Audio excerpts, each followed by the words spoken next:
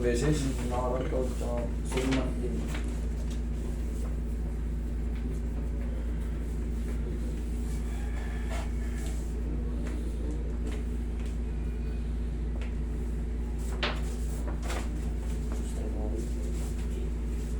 Kasi yung ano, soft tissue contusion. Okay. Soft tissue contusion. Tama.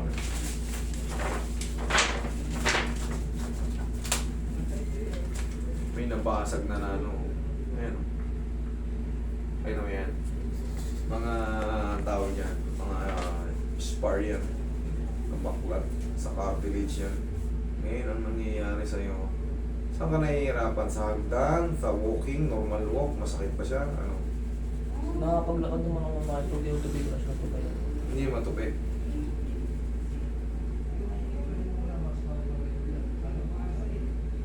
Pagbagsak ko, nakaganon. Nakapilipit. Nakaganon. Ang mamaga pa yung bang. Kailan ka ba nadali? Nung August 20. August 29. Eh, anong araw pala ngayon? 8, 9. August 29. May 31 ba tayo? Wala. August 20. O 10 days pa lang. Talaga namamaga po. Masakit pala yan. Huwag ka muna. Yung ganyan, yung mga ganyang mga araw pa lang.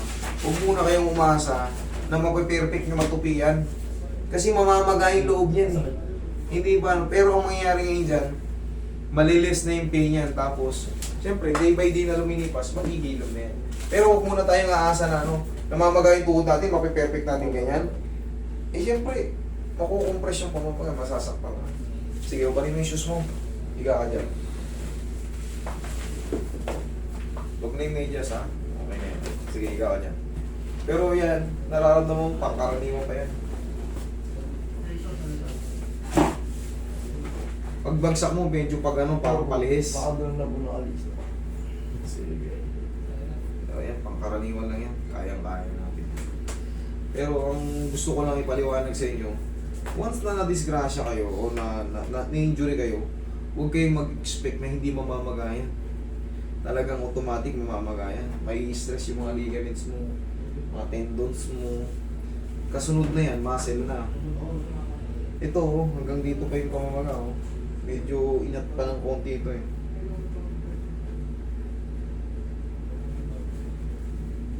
Katagalan yan pag hindi mo ito pinasikaso. Kunyari, sabihin natin lumagpas na ng 3 buwan. Ito, magugulat ka, ninipis yan. Mga muscle.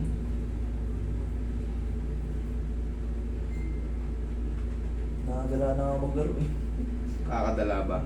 Hindi na nga lang maglaro, idol ano eh. Papawis na nga lang, pipilayan ko eh. Ano, masinawag ka ba? Hindi naman, sarili ko lang. Ayun ko lang. Maling pagbagsak. Hindi, na-injury ka na ba dati? Nakakang taon. Na-injury ka na dati, pinayos mo ba? Hindi, pinahinga ko lang isang taon. Ano na ako nun dito, kaso hindi na ako na ano eh. Parang hindi ko na tinuloy. Kasi Ikaw? nawala.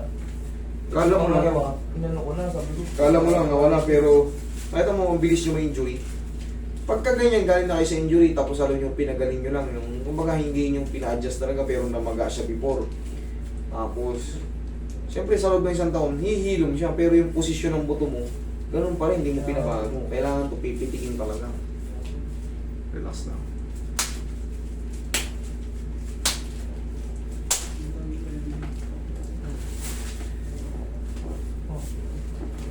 Huwag nyo hihintay maputulang kayo ng ACL.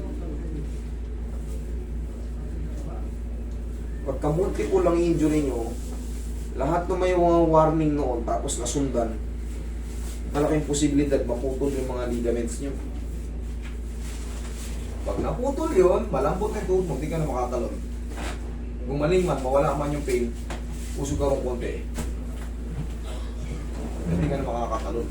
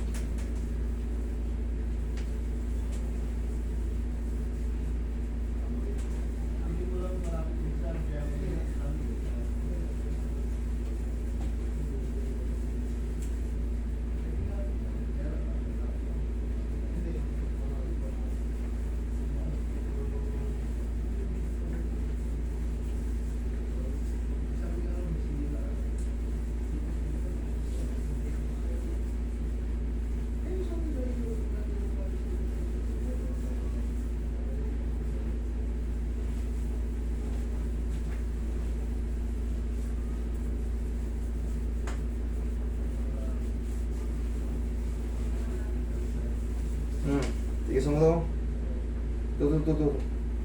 Itong paa mo. O, sipa mo. Isa pa. Isa pa. Okay, thank you.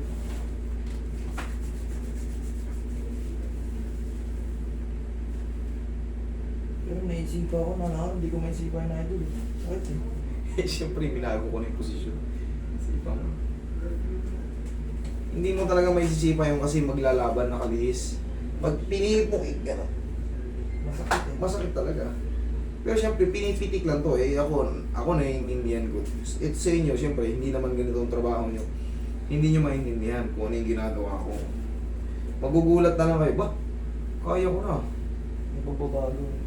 Oo. Magugulat kayo. Yung iba, siyempre, iba-iba kami ng diskarte. Kinukontra kasi iba yung method nila eh. Pero dito talaga, kailangan pagka na-dislocate kayo, kunyari nagkaroon kayo ng sa susunod na laro nyo, mag-knee support na kayo. Para rin yung sa inyong kaligtasan eh. Hindi man kayo baga mabangga ng iba kasi may sariling kilos lang tayo.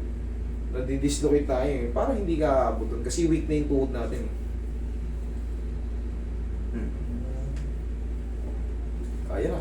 Sige.